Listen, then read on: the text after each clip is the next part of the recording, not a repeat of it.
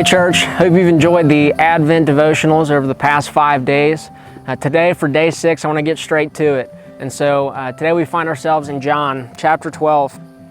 And starting in verse 27, Jesus says this, "Now my soul is troubled. What should I say?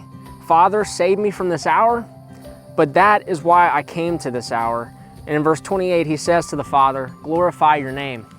And so we see during this Advent season, as we wait for Jesus' return, as we look back to when Jesus first came, we realize that God did and will continue to do for His glory, that is His primary purpose, to glorify Himself.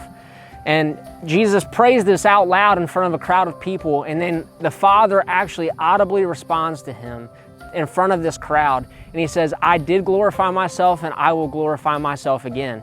So we see that not only is the Son praying for God's glory, but the Father is concerned with His own glory as well.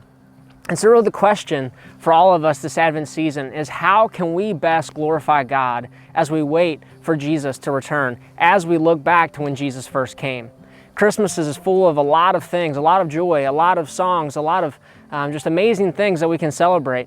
But more importantly, we need to celebrate God's glory. And so how do we glorify Him? Well, Jesus gives us a hint just earlier in the passage. He says in verse 25, "The one who loves his life will lose it, and the one who hates his life in this world will keep it for eternal life." And so the way that we glorify God this season is to hold on to eternal life, to look at the gift of salvation, and to proclaim His coming, to tell the world that He's coming back to bring eternal life to those who would wait for Him.